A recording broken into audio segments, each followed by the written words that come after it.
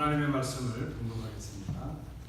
시편 119편 129절부터 136절까지의 말씀입니다. 구약성경 894년입니다.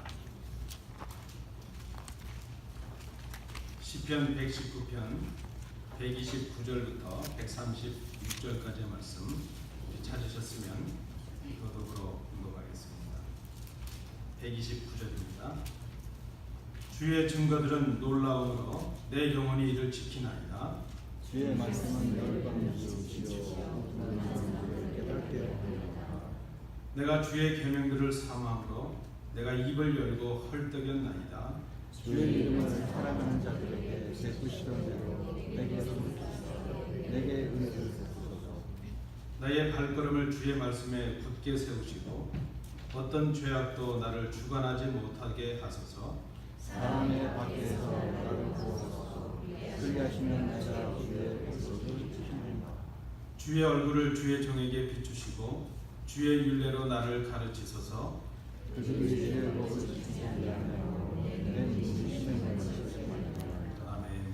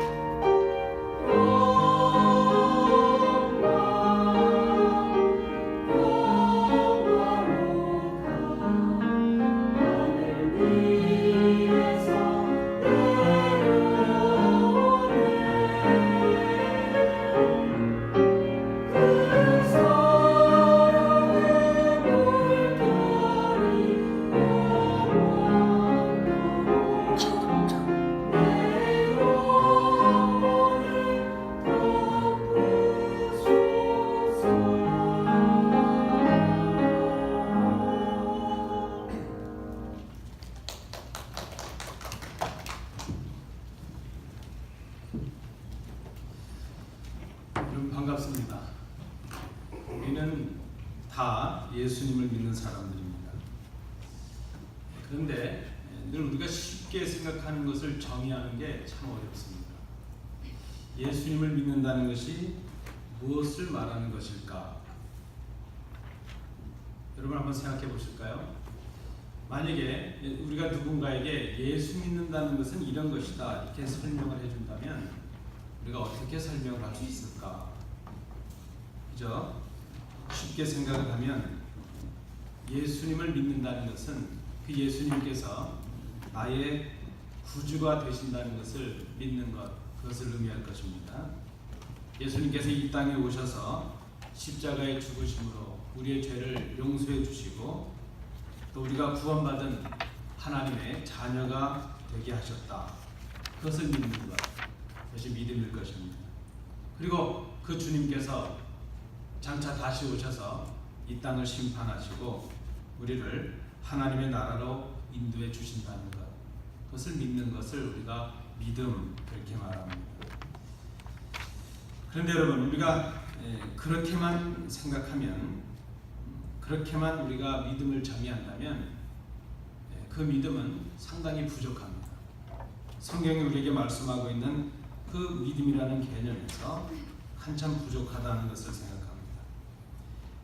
우리가 좀 더 깊이 생각해 보면 예수를 믿는다고 하는 것은 그렇게 우리가 예수를 고백하는 그런 그 고백을 넘어서서 그런 구원의 감격을 가지고 그 예수님을 주님으로 모시고 살아가는 우리의 삶을, 우리의 전생애를 포함하고 있다는 것입니다.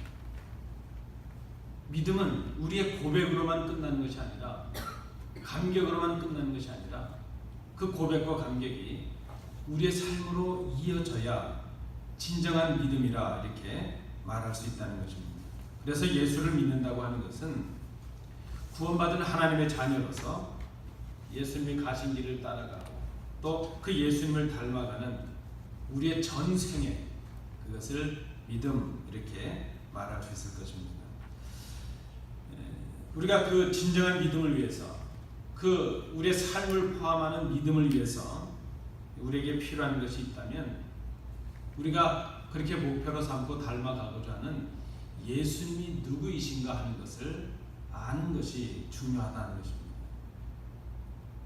예수님이 누구이신가 하는 것을 알아야 그분이 원하시는 뜻을 알 수가 있고 그 뜻을 우리 삶에서 실천할 수 있지 않겠습니까? 예수가 누구인가를 알아야 되고 그 예수님께서 원하시는 것이 무엇인가 하는 것을 알 수 있어야 되는데 우리가 어떻게 하면 예수님이 누구이신가 하는 것을 알 수 있고 예수님께서 우리를 향해서 원하시는 것이 무엇인가 하는 것을 알 수 있겠는가?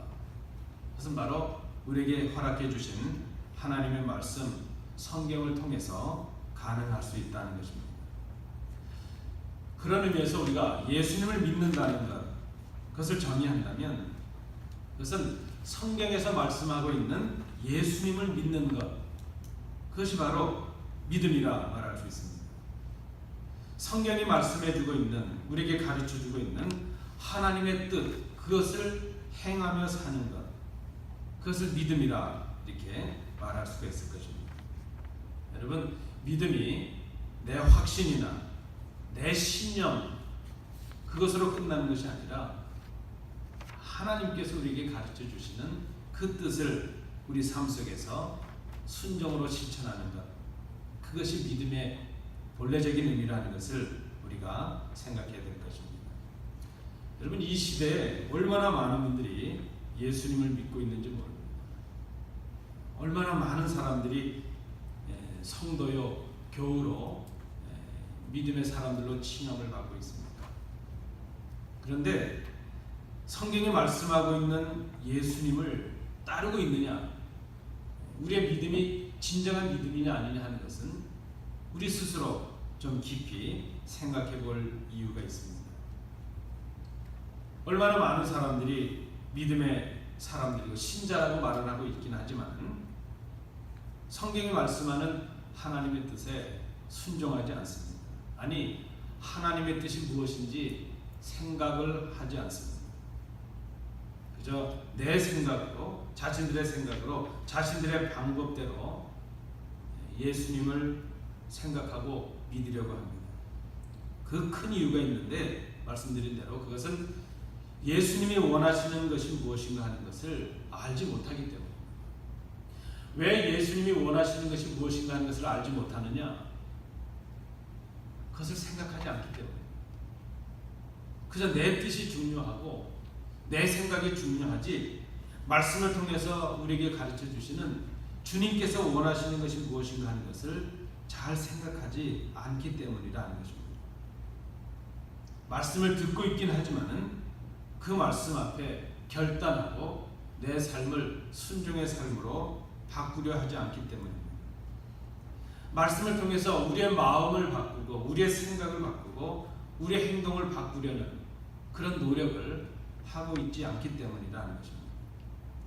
아니, 어떤 때 우리는 오히려 내 신념, 내 생각, 내 행동을 정당화하고 합리화하기 위해서 오히려 말씀을 이용하거나 인용하는 그런 모습도 우리가 스스로 발견할 수가 있습니다. 여러분, 우리의 믿음을 한번 스스로 평가해 볼 수 있기를 원합니다. 내 믿음이 바른 믿음인가 아닌가? 그 첫 번째는 내가 지금 하나님의 뜻을 알고 있는가, 그리고 그 하나님이 원하시는 것을 순종으로 행하고 있는가, 말씀대로 살아가려고 노력하는가, 그 기준으로 우리의 믿음을 평가를 해봐야 될 것입니다. 오늘은 우리가 시편 119편의 한 부분을 읽었습니다. 여러분 아시는 대로 누가 퀴즈를 내서 성경에서 가장 긴 장은 몇 장입니까? 그러면 119편을 배워야 됩니다. 성경에서 가장 긴 장이죠. 하나님의 말씀에 대한 장엄하고 엄숙한 찬송을 담고 있는 그 시가 바로 119편입니다. 이 119편이 좀 특별해서 제가 우리 성도님들께 좀 소개를 해드립니다. 이 119편은 어떻게 구성이 되어 있는가 하면 히브리어에는 알파벳이 23개가 있습니다. 근데 21번째, 22번째 그 알파벳은 같은 단어인데 발음의 차이가 있어서 용례가 바뀝니다. 그래서 22개로 간주를 하고 그 21번째, 22번째 단어가 신이라는 단어인데 점 하나가 오른쪽 왼쪽에 붙는 차이에 따라서 신이 되기도 하고 쉰이 되기도 하죠. 발음의 차이입니다. 그래서 히브리어 알파벳을 22개로 놓고 이 119편은 22단락으로 나뉘어져 있습니다. 알파벳 순서에 따라서 단락이 나뉘었죠. 그리고 그 알파벳이 시작한 그 단어가 매 단락마다 첫 단어로 나옵니다. 나중에 여러분 꼭 기회가 되시면 히브리어 성경을 한번 보시면 얼마나 이 구성에 운을 맞췄는가 하는 걸 보죠. 오늘 우리가 읽으신 이 본문은 17번째 페라는 단어입니다. 페라는 알파벳인데 그래서 8절로 구성이 되는데 각 절마다 그 첫 단어는 페라는 단어가 쓰여서 내용이 구성되어 있는 것을 우리가 볼 수 있습니다. 그 내용은 무엇인가 하면 우리가 하나님의 말씀을 열면, 우리가 하나님의 말씀을 가까이 대하면 하나님께서 그 말씀으로 우리에게 빛을 비춰주셔서 어리석은 우리로 하여금 하나님의 말씀을 깨닫게 하신다는 그런 내용입니다. 말씀을 사모하는 은혜를 주신다는 것입니다. 우리를 그 말씀 위에 굳게 세워주신다는 것입니다. 우리가 이제 그 말씀을 통해서 나가야 될 바와 행해야 될 것이 무엇인가 하는 것을 우리로 깨닫고 알고 순종할 수 있는 그런 은혜를 주신다는 것을 이 찬송을 통해서 노래를 하고 있습니다. 오늘 본문에도 보면 이 시인은 비록 고난 중에 있지만 하나님의 말씀 앞에 순종할 것을 결단하고 고백하고 있습니다. 134절에 보면 여러분 오해가 마치 이 말씀은 하나님이 먼저 구원해 주시면 내가 앞으로 순종하겠습니다, 그런 내용처럼 보여집니다. 사실은 그런 내용이 아닙니다. 이 119편에 나타났던 모든 내용은 말씀을 통해서 은혜를 삶으로 경험한 사람이 하나님 앞에 그 은혜를 고백하고 있는 내용입니다. 고난 중에서도 내가 하나님의 말씀에 순종함으로 하나님의 인도하심을 경험하게 되었다는 것을 고백적으로, 체험적으로 고백하고 있는 내용이 바로 134절의 내용입니다. 그는 고통과 아픔 속에서 하나님의 말씀만을 부여잡았습니다. 그랬더니 오히려 그 말씀이 그 고난을 인내하고 견뎌낼 수 있는 능력이 되었다는 것을, 위로가 되었다는 것을 지금 체험적으로 고백을 하고 있습니다. 듣고 그저 한쪽 귀로 듣고 한쪽 귀로 흘러가 버리는, 그렇게 듣고 끝나버리는 말씀이 아니었다는 것입니다. 그 말씀이 내 삶으로 들어와서 내 생각이 되고 내 말이 되고 내 행동이 되었다는, 삶으로 몸으로 경험된 그 말씀을 지금 고백하고 있는 것입니다. 여러분, 이런 말씀의 경험, 말씀이 육화가 되는, 몸으로 체험되는 이런 경험을 가진 사람은 주의 법을 지키지 아니하는 것 그 자체가 슬픔이 되었다는 것을 고백합니다. 그것을 견딜 수가 없습니다.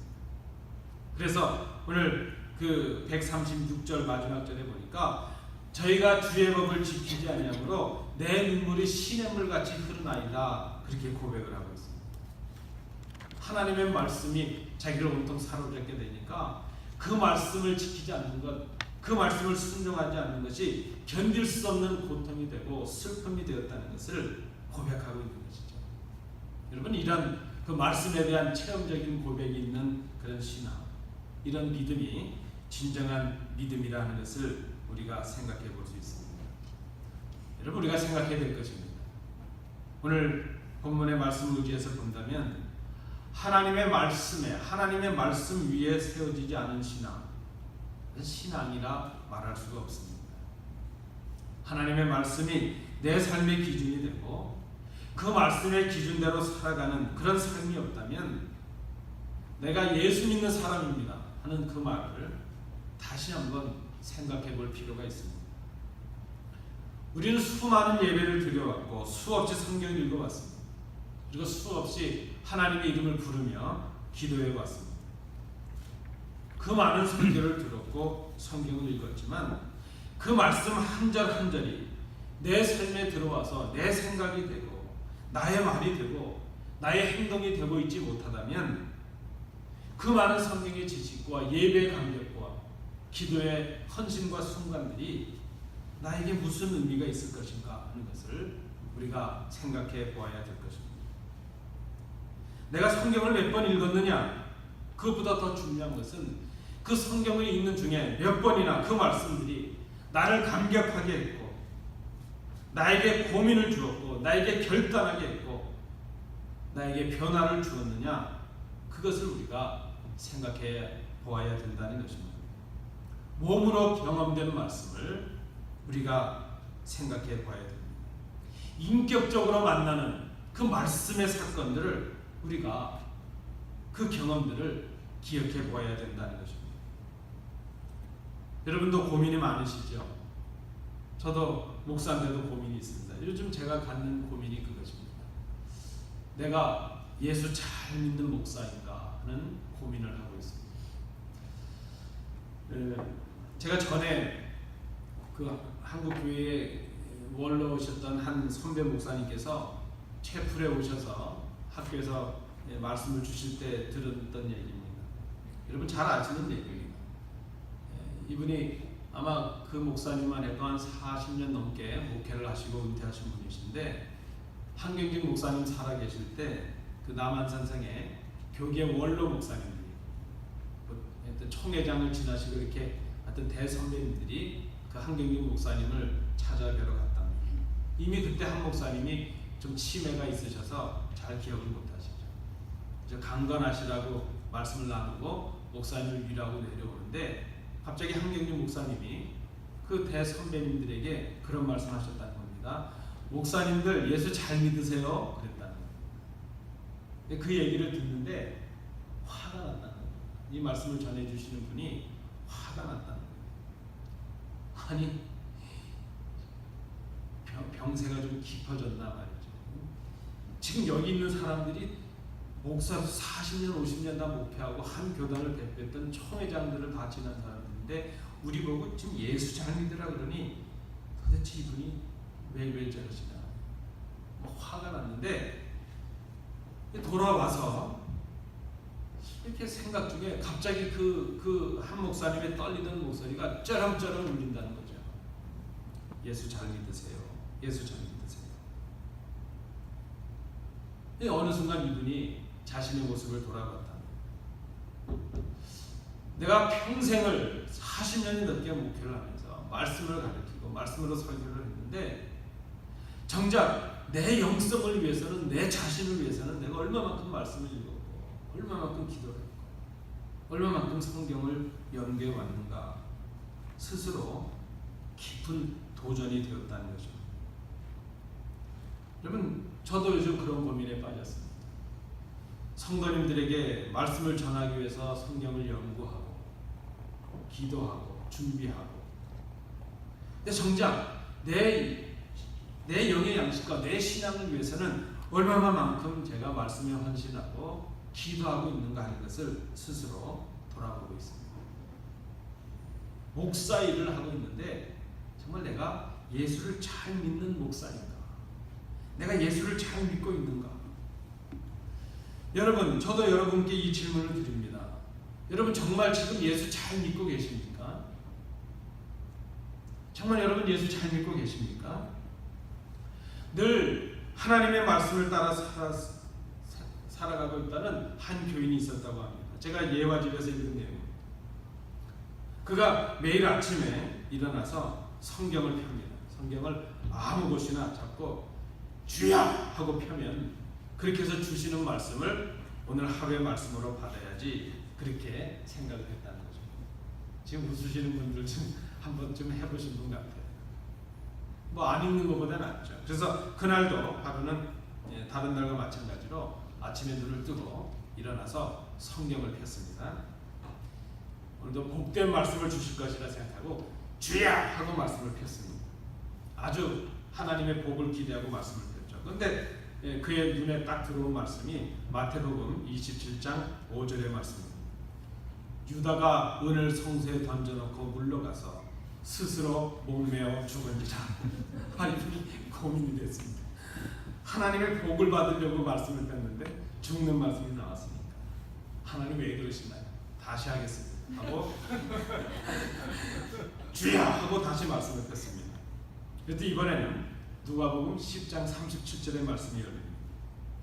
그 말씀 그때 보니까 예수께서 이르시되 가서 너도 이와 같이 하라 하십니다. 여러분 이거 예화집에 있는 얘기입니다. 이분이 인생은 3세번이고 한국인은 3세번이다 하고 주님 다시는 그러지 마십시오 하고 주여 하고 다시 말씀을 드렸습니다. 그랬더니 요한복음 13장 27절이 열렸습니다. 예수께서 유다에게 이르시되 내 하는 일을 속히 하라 하십니다. 이분이 고민을 했다는 것이죠. 여러분 혹시 말씀을 이렇게 받으려고 하십니까? 그저 우리 귀에 좋은 말씀, 잘 된다는 말씀, 축복의 말씀, 형통의 말씀, 내 귀에 좀 거슬리는 말씀, 도전이 되는 말씀은 여러분 안 받으시겠습니까? 우리 이민교회 교역자들에게 주시는 당부가 있습니다. 이민교회 성도들은 마음이 고통이 많고 힘든 삶을 살아가는 사람들이니까 이민교회 목회를 하는 목사는 많은 위로를 해야 되고 좀 부족해도 칭찬해야 되고 격려해야 되고 그래야 된다고 선배님들이 많이 가르칩니다. 맞는 말입니다. 그래서 저도 노력하려고 합니다. 여러분 지난 한 주간에도 얼마나 고생이 많으셨어요. 그 힘든데 애쓰셔서 정말 제가 칭찬해드리고 싶어요. 더위와도 싸우시고 이 각박한 이곳에 와서. 그런데 여러분 그렇게 하려고 하면 제가 속에서 견딜 수가 없어요. 마음이 고통스럽고 괴롭습니다. 저도 마음의 원이거든요. 그저 칭찬해드리고 싶고 잘했다고 그러고 싶고 막 격려해드리고 싶고. 그래서 그런 거 잘 못하니까 제가 요즘 어떻게 마음을 전하는가 하면 말씀은 주신 대로 전하고 내려가서는 같이 족구도 하고 같이 성도님들하고 잘 지내고 어떨까 막 괴로움이 있습니다. 여러분 점점 성경 읽는 일이 힘들어지시죠? 아마 저도 설교를 준비하거나 말씀을 가르쳐야 되는 일이 아니면 성경을 안 읽을지도 모르겠어요. 그래서 특별히 결단하고 성경 읽는 일을 시작하고 있습니다. 제가 저희 어머님과 통화할 때마다 부끄러운 게 있습니다. 저희 어머님께서 아버님 돌아가시고 2년여간에 지금 성경을 얼마나 읽고 계시는지. 그저 새벽기도 갔다 오시면 잠깐 쉬셨다가 성경 읽으시고 식사하시면 성경 읽으시고 그저 우리 자녀들 위해서 기도하시고. 저희 어머님이 작년에 성경을 많이 읽으셔가지고 그 구역이 1등을 해가지고 상금을 받으셔서 단체 회식을 하셨다. 올해는 좀 뭐 볼 게 많아서 이런저런 TV에도 나오고 그래서 성경을 많이 못 봤는데 벌써 17독인가 19독을 하셨다. 그냥 제가 그 말씀을 들을 때마다 참 부끄럽습니다. 아들이지만 권사님으로서 목사로서 대할 때 성도로서 대할 때 참 부끄럽구나 하는 그런 마음이 듭니다. 여러분 성경 읽기 참 힘드시죠? 매일 기도하는 것 정말 힘드시죠? 교회 집회에 참석하는 일 점점 힘들어지시죠? 여러분 일주일에 몇 번 제가 여기에 서 있는 걸 보시나요? 한 번 보시는 분도 계시고 2번 보시는 분도 계시고. 제가 한 주간 동안 우리 강단에 몇 번 여기 설까요? 제가 세보니까 7번을 서고 있습니다. 새벽기도에 5번과 주일 예배와 수요 예배. 제가 7번을 1, 2부까지 치면 8번을 제가 여기 서고 있습니다. 여러분 제가 하나 청이 있는데요. 저를 3번은 보시죠. 우리 한국인은 3~4번이라니까 3번은 보시죠. 새벽기도 중에 하루라도 그리고 수요일 주중 새벽기도가 힘드신 분은 토요 새벽에도 오시죠. 수요일날도 오시고요. 주일에 오시고 그러면 적어도 3번은 한번 결단해 보실 수 있길 바랍니다. 여러분 참 힘들어집니다. 저도 알고 있습니다. 여러분들의 삶이 바쁘고 힘들게 살아가고 계신다는 것을 알고 있습니다. 그런데 여러분 목사마저도 여러분에게 잘하고 계신다고 말씀드려서는 안 될 거 아니겠습니까? 제가 여러분께 위로하고 칭찬해 드리고 싶지만 여러분에게 좋게 보이기 위해서 그렇게 말씀을 하다가 나중에 제가 감당해야 될 하나님 앞에서의 책임을 어떻게 감당할 것인가 두려운 마음이 앞섭니다.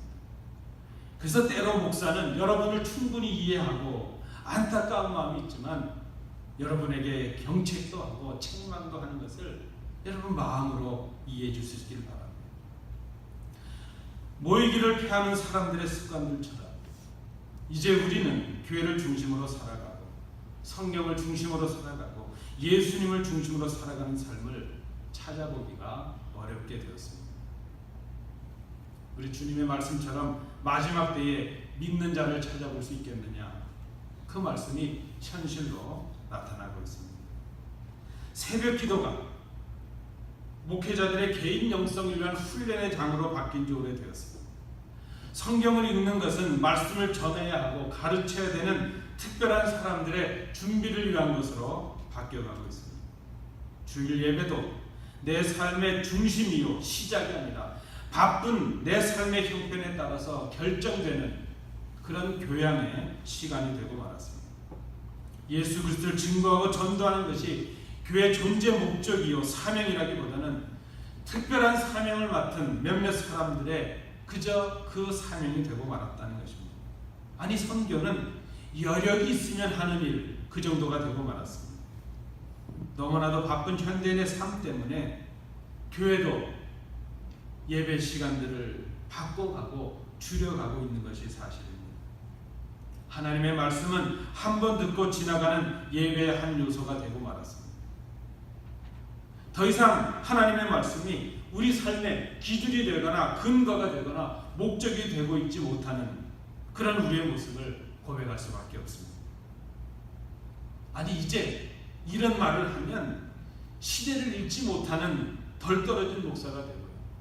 성도들의 형편을 살피지 못하는 사랑 없는 목사가 되고요. 어리석은 목사가 되고 마는 그런 시대가 되고 말았다는 거죠. 그러나 그럼에도 불구하고 저는 오늘 이 말씀을 성도님들께 드립니다. 하나님 앞에서 정말 여러분들을 사랑하는 마음으로 이 말씀을 드리고 136절을 보시겠습니다. 저희가 주의 법을 지키지 아니하므로 내 눈물이 시냇물같이 흐르나이다. 여러분 이 고백은요, 지금 시인이 나는 잘 믿고 있는데 다른 사람들이 하나님 법을 지키지 않아서 내가 슬픕니다, 그것을 말하는 것이 아닙니다.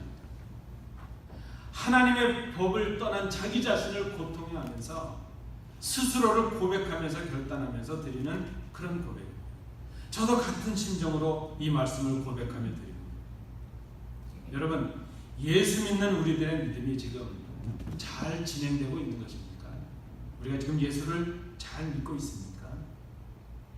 우리의 신앙이, 우리의 믿음이 바쁘다는 이유로, 우리의 형편이라는 이유로 그렇게 쉽게 포기되고 쉽게 버려질 수 있는, 차선이 될 수 있는 그런 일인가 하는 것입니다.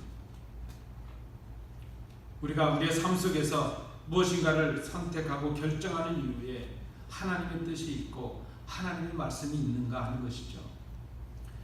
내 계획의 결정과 내 계획의 진행에 대해서 하나님의 기뻐하실 뜻을 위한 그런 것들로 지금 채워져 가고 있는가 하는 것입니다.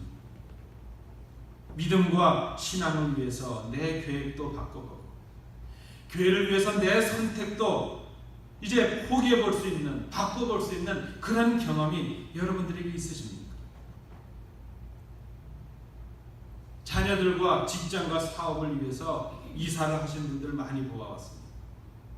그러나 내 신앙을 위해서, 좋은 교회를 선택하기 위해서, 보다 나은 신앙생활을 위해서 이사도 했고 학교도 옮겨봤고 직장도 바꿔봤다는 분들은 만나보기는 했지만 많이 보지는 못했습니다. 저는 대학생 때 그 아르바이트로 학생들을 가르치는 과외공부, 가정교사이던 경험이 있습니다. 전도사인 학생을 불러다가 공부를 가르쳐달라고 그러니까 어떤 공부를 가르쳐달라고 할까요? 아마 전도사님, 우리 아이가 성경이 좀 부족하니까 이번에 전도사님 통해서 성경을 좀 잘 배울 수 있기를 원합니다. 그런 분들은 안 계셨습니다. 전도사인데 저를 불러다가 수학과 영어를 가르쳐달라 그랬습니다. 여러분, 우리 자녀들을 위해서 여러분 얼마나 많은 수고를 하세요. 필요에 따라서 자녀들을 위해서 이것도 가르쳐 보시고 저것도 가르치고 많이 애쓰시죠. 그런데 정말 여러분의 자녀들을 위해서 하나님의 말씀을 가르치기 위해서 고민해 보신 적이 있는가? 우리가 한번 우리 스스로를 돌아봐야 될 것입니다. 그런 분들 아직 만나보지 못했습니다. 많은 사람들이 금세기의 최고의 전도자로 D.L. 무디를 뽑는 데 주저하지 않습니다.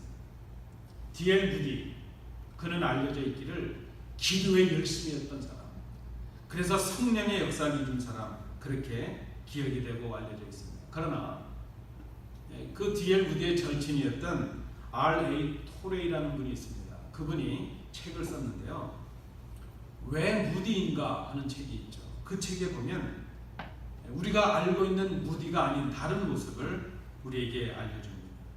그의 내용을 좀, 그 책의 내용을 인용해 드립니다. 그는 누구보다도 하나님의 말씀을 깊이 있게 연구하고 공부한 사람이었다. 그는 생을 마치는 날까지 매일 아침 일찍 일어나 하나님의 말씀을 공부해왔다. 그는 이 공부를 위해서 매일 새벽 4시에 일어나 한 절의 말씀을 공부했다. 그의 복음의 열정과 전도의 능력은 하나님의 말씀에 대한 헌신 때문이었다. 그 말씀이 그의 삶을 그렇게 뜨겁게 하였다. 그 R.A. 토레이가 그의 책에서 이렇게 기록하고 있습니다. 복음의 역사를 이루고 성령의 역사를 이루었던 그 무디의 역사는 그의 열정이나 열심에서 온 것이 아니라 그가 깨달은 하나님의 말씀, 그가 묵상한 하나님의 말씀을 통해서 하나님이 원하시는 뜻이 무엇인가를 발견하고 그 뜻을 하나님의 말씀을 자기의 삶 속에서 실천하는 그 말씀의 사건, 말씀의 경험이 그로 하여금 놀라운 성령의 역사를 이루는 주인공이 되게 했다는 것입니다. 여러분, 우리가 말씀을 생각하며 이 말씀을 들으십시오. 말씀 위에 세워지지 않은 신앙, 바른 믿음이라 말할 수가 없습니다. 말씀에 순종하는 삶이 따르지 않는 믿음, 헛것입니다. 속지 마십시오. 스스로를 속이지 마십시오. 비록 우리가 우리의 삶의 어려운 형편 속에 있다 할지라도 말씀을 순종하고 말씀대로 살아보려고 몸부림치는 그런 모습들이 우리 속에 없다면 우리의 믿음을 스스로 재평가할 필요가 있습니다. 그 말씀 때문에, 그 하나님의 뜻 때문에 우리의 계획도 바꿔보고 우리의 선택도 바꿔보는 그런 몸부림이 우리 속에 없다면 내가 예수 믿는 사람이라고 말하는 것 심각하게 고민해 봐야 될 것입니다. 여러분도 마찬가지고 저도 그렇습니다. 고난과 역경 속에서 그 말씀이 나의 온몸으로 경험되는 그런 말씀이 삶이 되는 그런 훈련, 그런 만남의 사건, 그런 말씀의 사건이 우리 속에서 경험이 되어야 될 것입니다. 그때 우리가 믿음의 사람 이렇게 말할 수 있다는 것입니다. 하나님의 말씀을 읽는 일에 더 열심을 내십시오. 하나님께 예배하고 말씀을 순종하는 일에 더 열심을 내십시오. 하나님의 뜻을 아는 일에 최선을 다하십시오. 하나님의 뜻대로 살기 위해서 몸부림치십시오. 우리의 몸으로 말씀을 익히고 말씀을 통하여 주님을 만나는 경험들이 우리 삶 속에 있기를 위해서 애쓰십시오. 기도하십시오. 그러나 여러분, 작은 말씀 하나라도 우리에게 들려지고 그것이 깨달아지고 우리 마음속에 떨어졌다면 그 말씀을 순종하기 위해서, 실천하기 위해서 애쓰시는 복된 성도들 되시기 바랍니다. 그 말씀이 우리의 입술에 그저 마음의 묵상이요 입술의 고백으로 끝나는 것이 아니라 우리 삶 속에서 실천되는 진정한 우리 삶이 될 때에 그때 우리가 진정한 믿음의 사람, 주님의 제자로서의 삶을 살아가는 사람들이 될 수 있다는 것을 기억해내실 수 있기를 바랍니다. 여러분, 이것을 깨달을 때에 우리의 삶을 바른 방향으로 인도하는 참된 위로가 하나님께로부터 주어질 수 있습니다. 여러분, 값싼 위로를 구하지 마십시오. 목사의 칭찬이 위로가 아니고 목사의 격려가 위로가 될 수가 없습니다. 하나님의 말씀이 우리의 심령을 깨뜨리는 말씀이 되고 우리의 삶을 뒤흔드는 말씀이 될 때에 그게 진짜 복의 말씀이 되고 진짜 위로의 말씀이 되고 진짜 능력의 말씀이 될 수 있다는 것을 우리가 세워야 될 것입니다. 그 말씀 위에 세워지는 인생, 말씀 위에 세워지는 믿음, 그 믿음이 능력이 되고 그 믿음이 우리로 하여금 바른 믿음의 소유자가 되게 하는 것입니다. 여러분, 저는 오늘 이 말씀을 준비하고 전할 때 고통이 있었습니다. 아까도 말씀드린 것처럼 이런 말씀을 전하는 것 자체가 저에게도 부담입니다. 제가 여러분들의 삶을 알고 있기 때문에 일주일에 여러분의 삶이 얼마나 고통 속에 있었고 얼마나 힘들었고 얼마나 처절했는다는 것을 제가 알고 있습니다. 그러나 그럼에도 불구하고 이 말씀을 드립니다. 우리의 신앙을 돌아볼 수 있기를 원합니다. 주의 말씀을 떠난 우리 자신을 발견하고 내 눈에서 눈물이 시냇물같이 흐르게 하라. 이 말씀을 기억하실 수 있기를 원합니다. 시편 126편 5절의 말씀처럼 눈물로 씨를 뿌리는 자는 기쁨으로 거두리로다. 우리가 다시 말씀 위에 굳게 세워지는 교회가 되고 우리가 다시 말씀 위에 굳게 세워지는 성도들이 되기 위해서 이 결단하고 고백할 수 있다면 그것이 어디에서 시작될 수 있을까? 하나님을 떠난 우리를 발견하고 하나님의 말씀을 떠난 우리를 발견하고 내 눈에서 눈물이 시냇물같이 흐르게 하라. 하나님 앞에 애통하는 심령으로 우리 자신을 내려놓고 돌아올 때 그때 우리가 다시 하나님의 고치시고 회복하시는 은혜를 힘입을 수 있다는 것입니다. 여러분, 오늘 이 아침에 이 말씀 앞에 우리를 세우시는 복된 성도들 되시기 바랍니다. 내 눈에서 눈물이 시냇물같이 흐르게 하라. 기도하시겠습니다. 은혜로우신 아버지 하나님, 이 말씀을 전하는 종의 고통이 있는 것을 주님 아십니다. 그리고 우리 성도들, 우리 사랑하는 교우들의 삶이 얼마나 고통 중에 있는가 하는 것을 아버지께서 아십니다. 그러나 인간의 값싼 위로가 될 수 없음을 저희가 알기에 시간 하나님의 말씀으로 하나님의 마음을 전합니다.